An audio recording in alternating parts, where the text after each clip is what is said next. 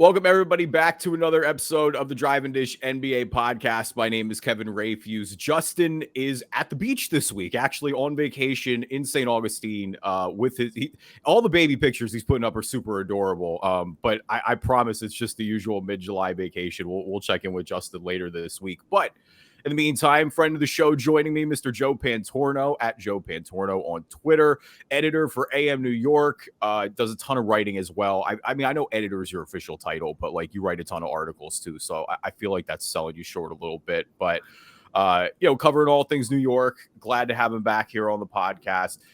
We got to start with, for warm-up jumpers, we're going to start with Steph Curry. Not really a basketball topic, but sort of a basketball topic. Steph Curry playing golf and winning the American Century Championship this past weekend. Had the hole-in-one video on the 152-foot hole that everybody was going rightfully nuts about, that he was going nuts about, running up and down the course. He won this thing on an eagle because, of course, he did. But here's my take, and I want to run this by you because this is kind of insane, but I want to see how insane I am with this right now. I think Steph Curry values that American Century Championship more than like every one of his championships, except maybe the one 2 years ago. The one 2 years ago, I think 100% is his number one. I think maybe the first one in 15 I'm there. I think he probably values that more than a lot of his NBA awards. That's something. Am I crazy? Am I crazy? I feel like I feel like if I had Steph Curry hostage or gave him like that truth serum from Harry Potter, I forget what it was called, and he had to be honest. I'm telling you, I'm convinced, and maybe this isn't just like the back depths of my mind somewhere, but I'm convinced he values this deep down more than a lot of the basketball awards. I mean, and I don't want to kind of wander into the realm of hyperbole here, but I feel like golf is a much more difficult sport than basketball, especially to kind of do so at a high level. And golf is the most frustrating sport that I've ever played in, or have attempted to play. I can't even say that I do it. You got through 18, you're fine. If you can get through 18, you're fine. I mean, it's a struggle.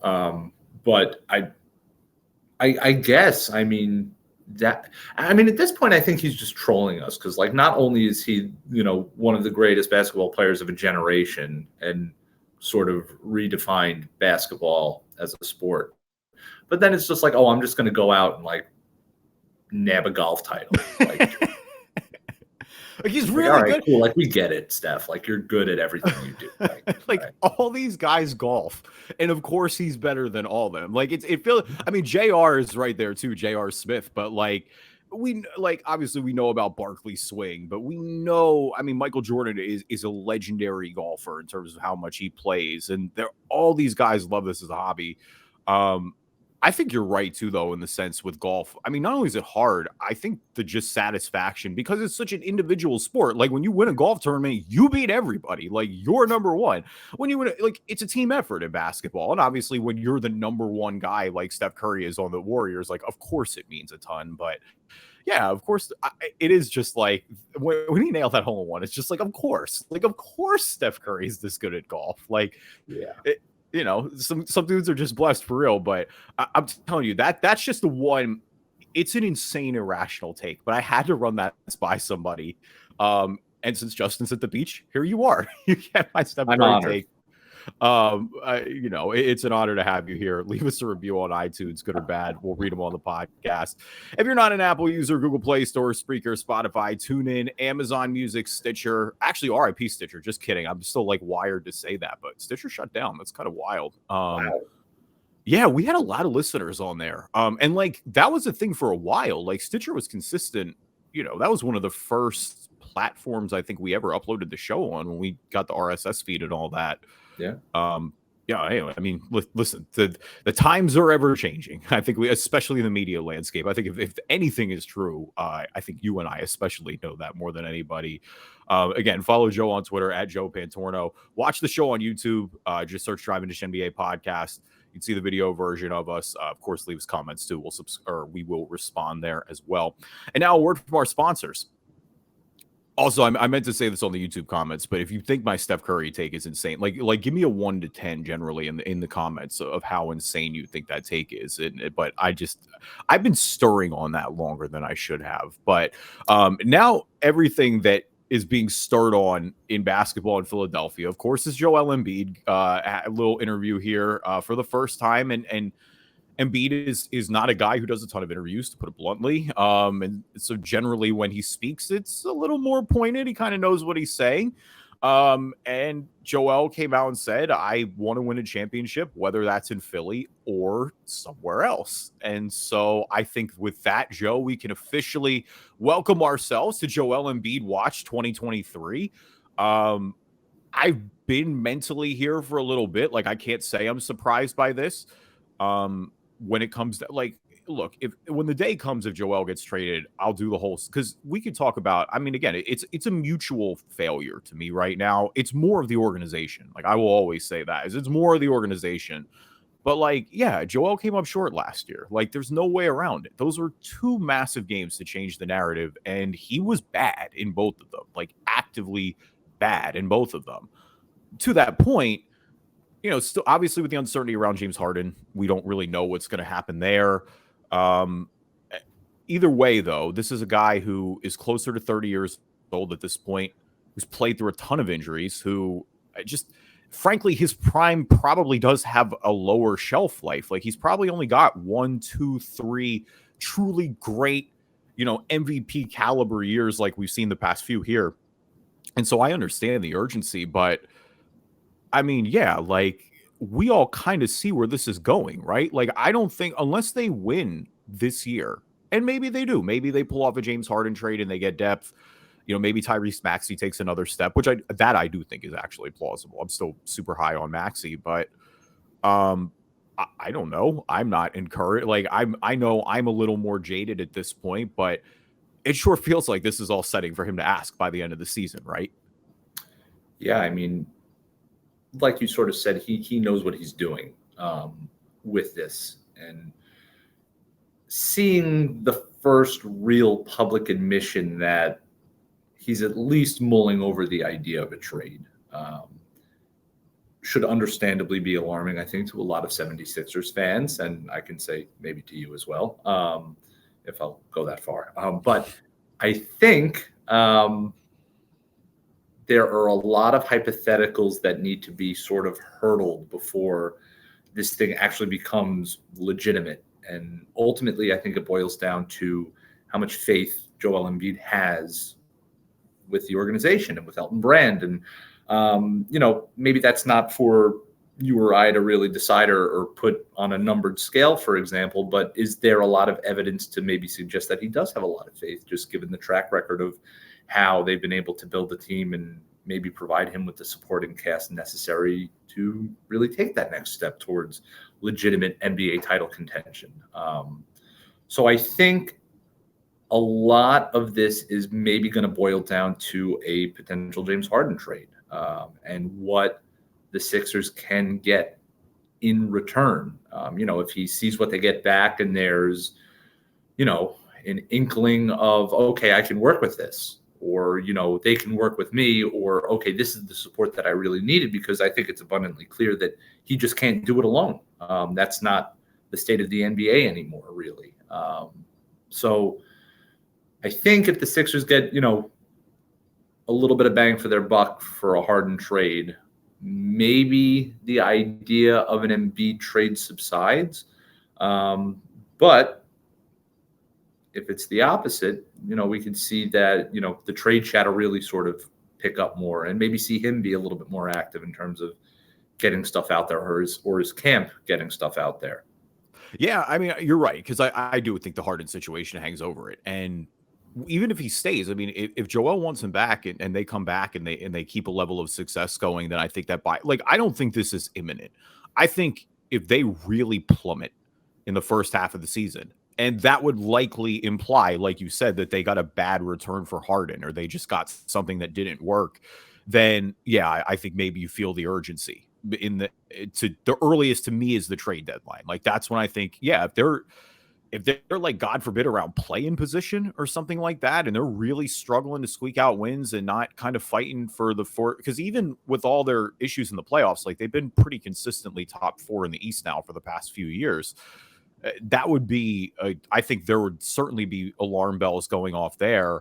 I mean, the ultimate test is going to be the playoffs, right? Like they've just been stuck in gear since in the second round. They haven't been able to get past it. And it, in hindsight, looks like the only year they were close was the Jimmy Butler year.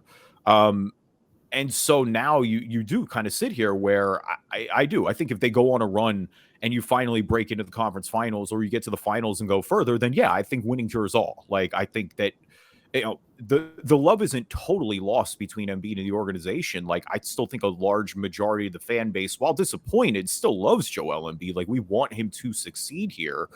I just think there's also the probability and kind of the acceptance for the first time that, like, look, it does. It depends on the Harden trade. If they're able to pull it off and get a good return, and if they stay competitive, then great. But if not, like, you are looking at the reality that this is a window that is rapidly closing if it's open at all. And at that point, when you look at the future of this organization and you go, hey, what restarts this? What, kicks this kind of into hyperdrive? It would be a trade of Joel Embiid. Like Joel Embiid is an MVP caliber candidate. He's at worst a top 10 player in the NBA, probably closer to top 5 at this point for my money, even with all the struggles in the playoffs and all the issues that are completely valid at this point. Like, I don't know. I hope that he, at least because while it's been a lot of bread left or meat left on the bone, I should say, I still think overall it's been like, Joel Embiid's one of the best players that ever put on a Sixers uniform. Like, I hope that he realizes that. I think the fan base realizes that. But, that's why you almost just hope that if there's going to be a divorce, that it can be amicable, because an amicable divorce can get you so much more. Like, Joel Embiid's value is not going to diminish anytime soon, like at least not for the next 2 years. Right. Especially, the life of his contract. What is it? He signed through the next 2 seasons with a player option after. So that in itself is going to maximize your return for the already king's ransom that you would potentially get if you do trade him. But you would like to think that there would be some haste or, a bit of an alarmist reaction here from the front office, understanding that, hey, we literally have the reigning NBA MVP. We have a top 2 big man in the league right now. We have the centerpiece. For all intents and purposes, this has been the face of the franchise, of the turnaround, of whatever you want to call it. His nickname is the process. Like, he embraced it. He put that mantle on, and he's the crown jewel that's made them being relevant possible again.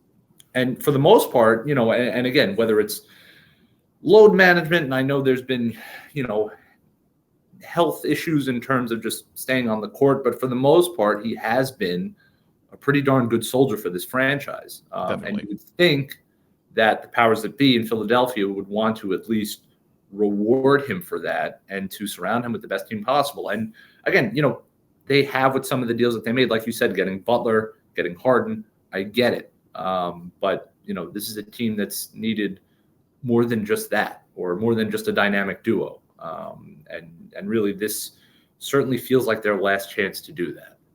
Yeah, I think, that I 100% agree with, is that I think they're in their last moments with this. Like, you don't trade, like, me trading Joel Embiid is not something that I would ever consider lightly. Like, you don't. Like, if I'm talking from my lifetime, we're the same age. From our lifetimes, the 3 best Sixers players to ever put on the uniform are Embiid, Iverson, and probably Charles Barkley.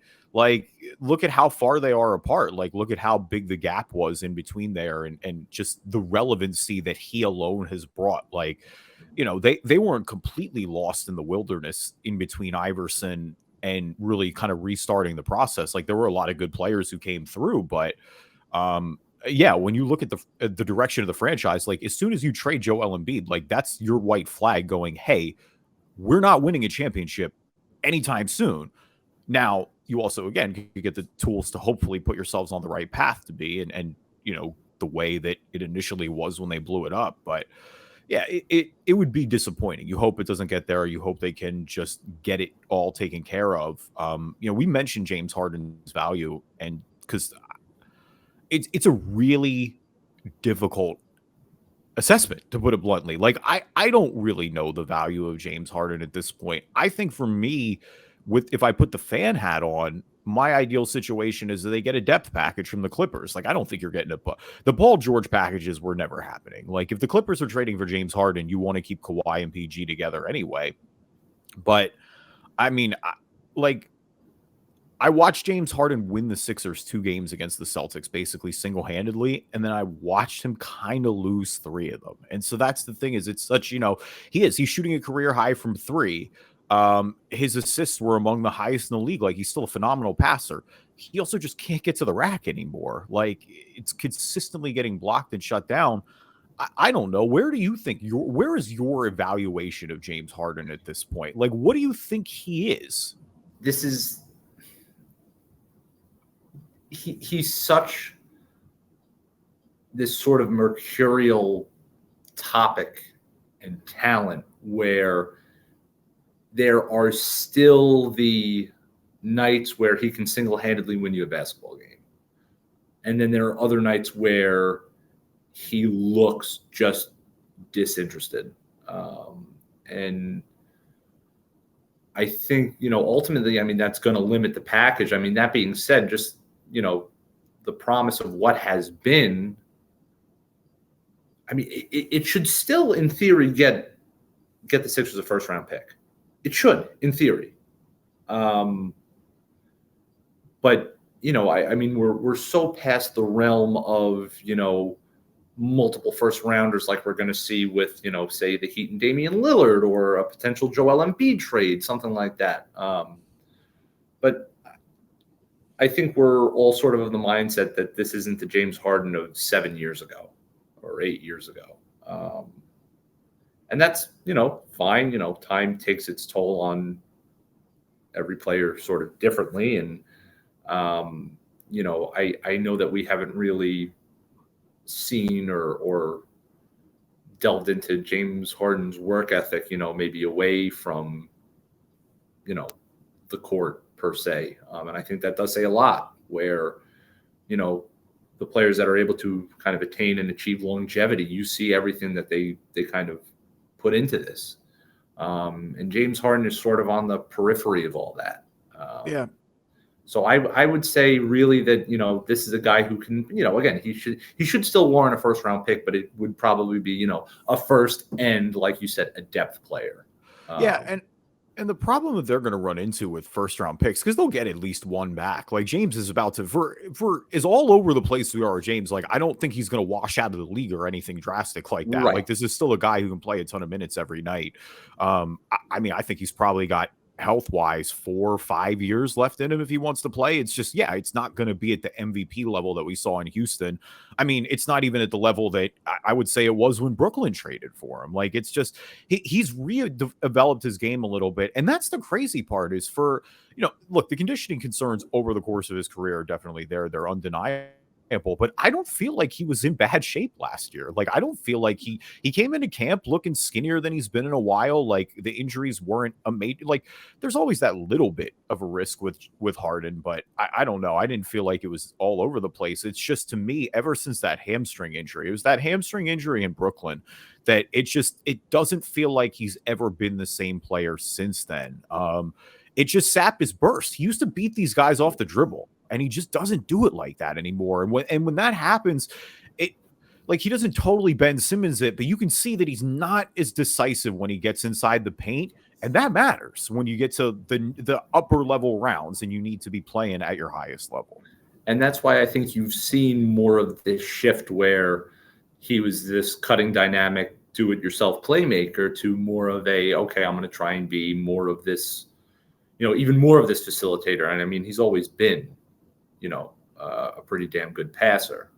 That kind of goes without saying. His distribution skills have always been great. It's just there's a little bit less selfishness to his game, which, at times I think is what made him so successful. Yeah, and I mean, that's the thing is it's the ultimate test of, that ISO ball. I don't know. I don't love it as a style, but when Harden was at his peak, when he was at MVP, when he's so good at it, it's like, how can you deny it? It's kind of that. I mean, it's the same thing with DeRozan in the mid range, right? Like, I hate the mid range jumper overall, but if DeRozan's so good at it, then you're never going to call it a bad shot when he's consistently making it the way he does. But you're right though with Embiid. I just think, yeah, until that happens, we won't, really get we won't get any true resolution, I think, on the Embiid front. I do think he's going to wait it out a little bit. I don't think it's imminent. Switching conferences, going to the Pelicans a little bit, because the Pelicans have been, especially around the draft time, obviously the draft is coming past now, but there were the rumors of, were they going to trade Zion Williamson? That, I mean, obviously you talk about staying on the court. This is a guy who clearly has struggled with that. Really coming back at the beginning of this year, he looked like the number one pick that he was. He, looked like he was going to make an all NBA team. The Pelicans were surging at the top of the league. Like, all their depth is there. And, he's just not able to get back on the floor at all. Ended up with him culminating, not playing in the playoffs. No one can deny that it's a valid risk at this point with his injury history. Still, though, and this is the frustrating part, is because he is so good when he steps on the basketball floor. Like, he is so tremendously gifted and such an instant difference maker for that Pelicans team. But I don't know. I mean, I think, to me, CJ McCollum's comments are really damning, because he's a veteran. He's been a leader kind of around the league for a while.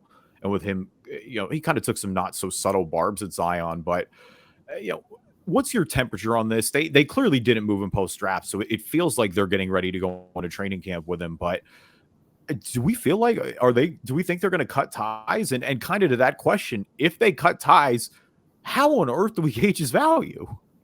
That's the thing. In terms of gauging his value, it's the ceiling is still, it's still sky high. And there is going to be a team out there, if that time ever does come, that's going to pay out the wazoo to get this guy. And understandably so, you sort of get it. But David Griffin's comments after the draft, where he sort of condemned the rumors to that extent, sort of makes you at least think that they're ready to do this again with him. And rightfully so. I think, given how much this team has sort of invested in terms of just time and waiting, they deserve at least one more go at this to get him back and potentially for as close to a full season as possible. And, there's obviously going to be minutes restrictions and load management, and, like every star does, and they'll really have to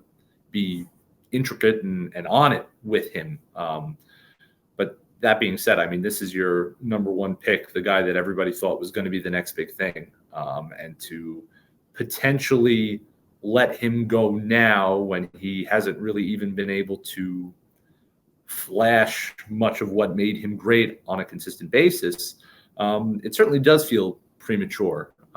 When, again, if that time ever does come, and we know how fickle it is, the NBA trade market and NBA stardom is really, in terms of demanding trades, why not, run it back and see, again, if even if there is this inkling that you're not going to be able to retain him in the future, why not just bring him back and let him maximize his value as much as possible?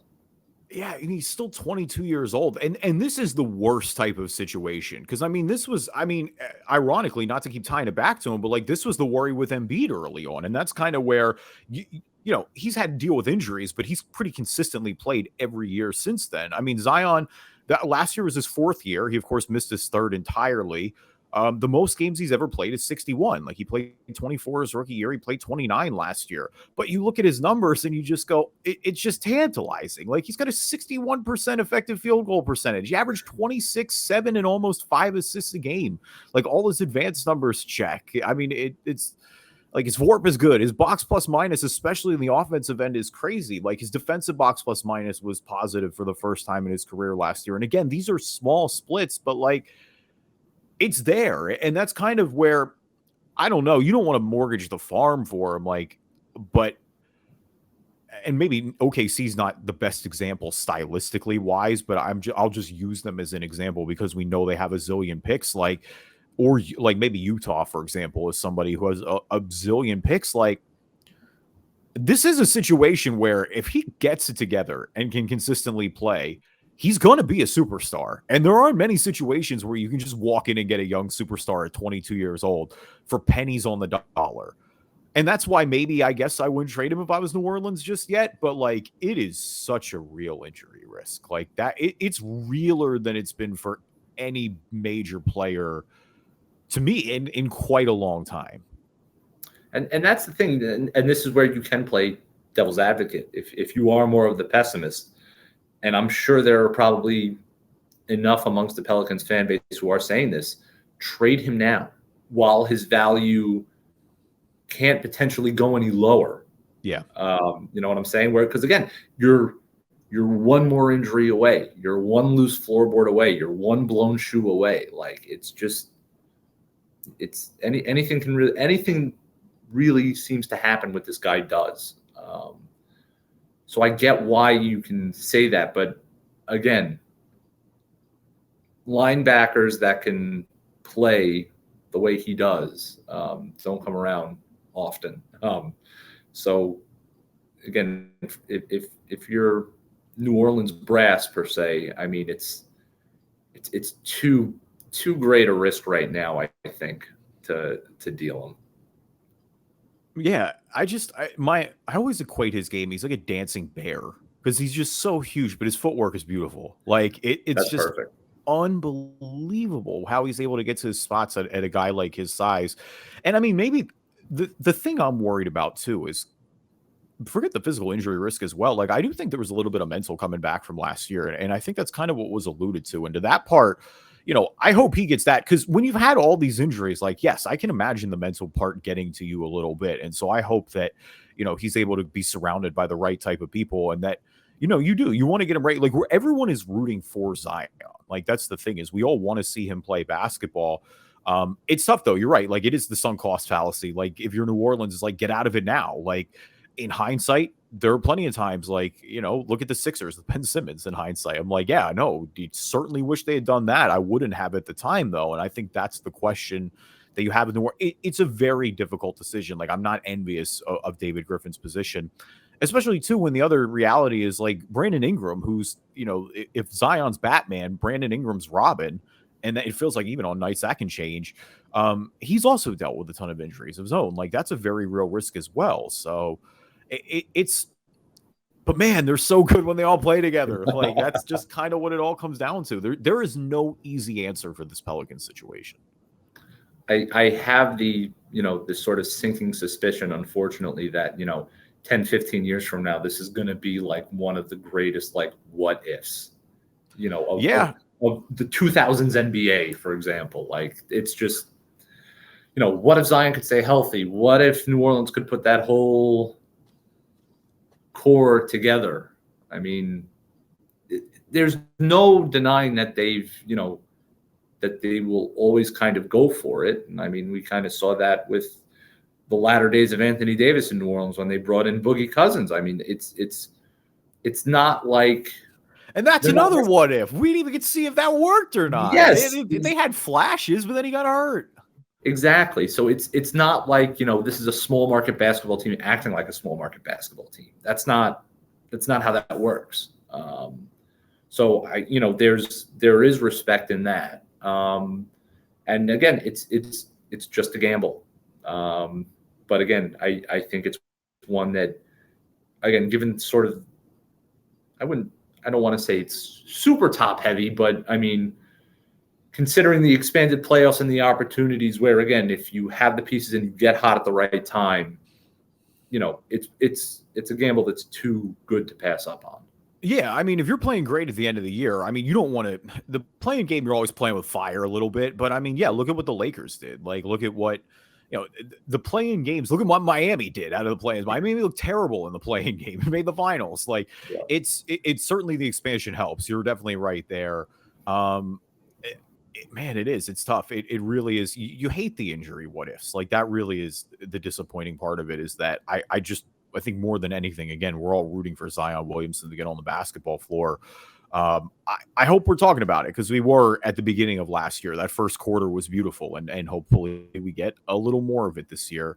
But I'm with you. I think as hard as it is, you don't trade him because of the upside still. Like he's 22 years old. I know you paid him all that money, but like I still even think there'd be a franchise who takes a swing on him unless he just totally misses the year. Then maybe it gets a little weird, but we'll see.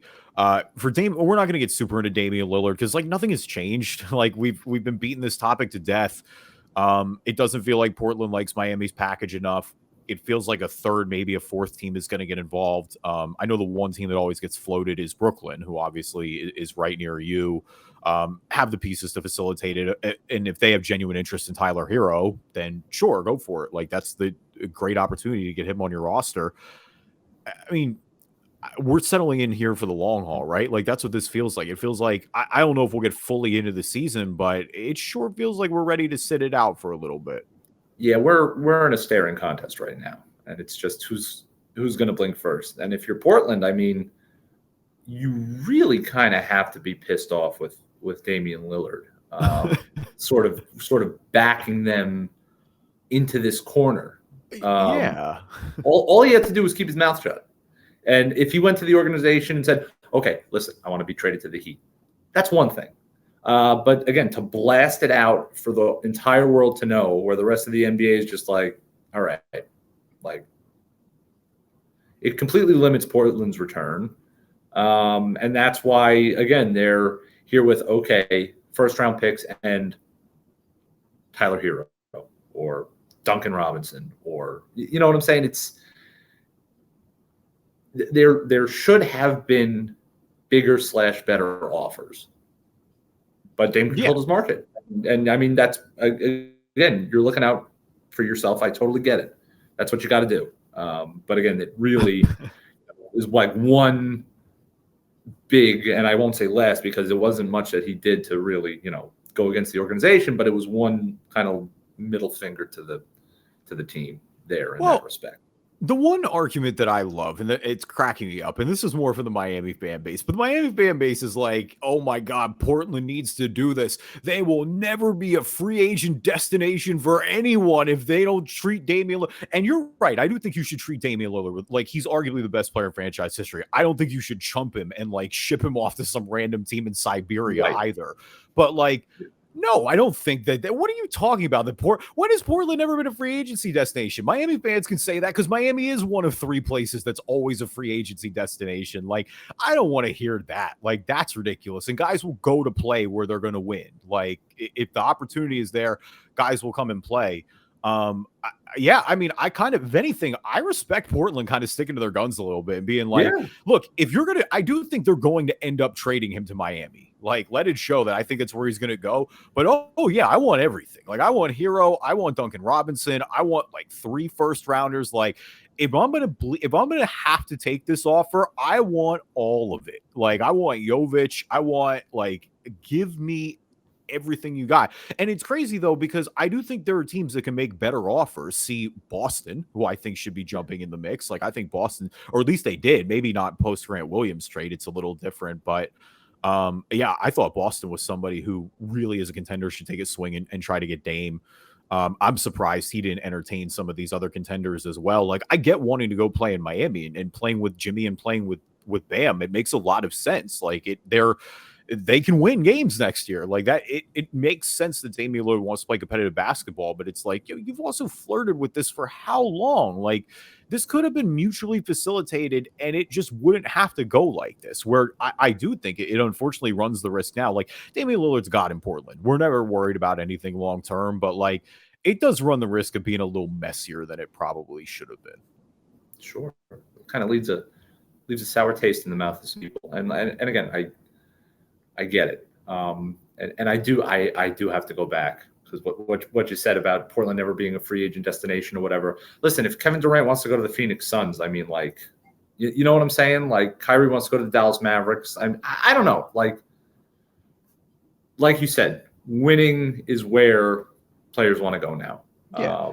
Well, guys can be marketable anywhere. Like, that's the biggest thing. Like, I always go, like, look at Giannis. Like, Giannis is in Milwaukee. He's not a big traditional NBA market. It doesn't matter. He's a huge super. Russell Westbrook had a Jordan deal in Oklahoma City. Like, if you're a superstar, you're going to get paid even in small markets. Exactly. Like, to that part, I do think the NBA has leveled out. Like, I always think there's always three franchises to me that I've always said will get a look, and that's Miami, the Lakers, and the Knicks. They will at least get looked at. They may not go far, but they'll at least go, I wonder what that would be like. But yeah, it's all about organizational stability. It's all about winning. Like, you can make money in big market, in any market now. Like, it's a digital world.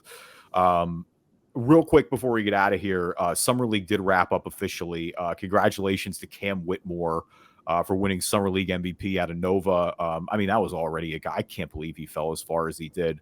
But for you in general, is there anybody that stood out from Summer League, or to that extent, is there anybody just from this draft class, without saying Wemby's the easy one, that you're particularly excited to watch? So, and I'm going to say this, I'm going to say two names, and one will get the eye rolls, but like, there were times when I was watching Scoot Henderson, and it was like, and everybody's like, okay, here he goes, Scoot Henderson, like, that's easy. But it was one of those moments where it was like, should he have gone number 2? And then there was like a half a second where I like started the sentence, and I was like, could he have gone? And then I was like, no, don't say that. But obviously I went away very impressed with him. But I was also pretty darn impressed with Dominic Barlow on the Spurs. He was on a 2-way deal last year with them. Pretty much proved that he deserves, a 1-way pro deal this time around. I mean, I think, again, what was it? I think he was averaging like 27 minutes a night, and he was putting up like 17 and 8 in the Summer League. Big body. We know how well the Spurs development system works.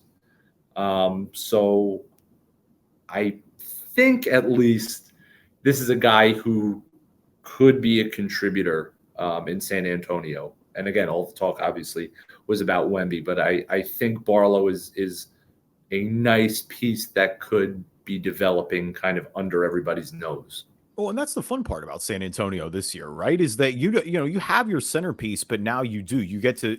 It's not going to be like a lot of wins per se, but you're going to get to find the guys ideally that the diamonds in the rough, the 2-way players, the buyout market guys that end up coming in and just really flourishing in your system and maybe end up being a part of your long-term core. That is it is because of the development system, like you said, under Pop, and it's an exciting reason to watch San Antonio as well, besides Wemby. But yeah, shout out Dominic Barlow. Nice. That's a good way to end the podcast. I like that. Giving the 2-way guy some love. Shout out to Joe Pantorno, editor, reporter at AM New York, coming on the show. Make sure you follow him on Twitter at Joe Pantorno. Justin's going to be checking in next week. Maybe we have a Dame resolution. We're not going to, but we can maybe speak that into existence. But you never know what the NBA is going to throw us at the summertime. In the meantime, find the show anywhere you can find a podcast. Follow the show on YouTube. You can see Joe and I smiling faces. Just search the Drive and Dish NBA podcast.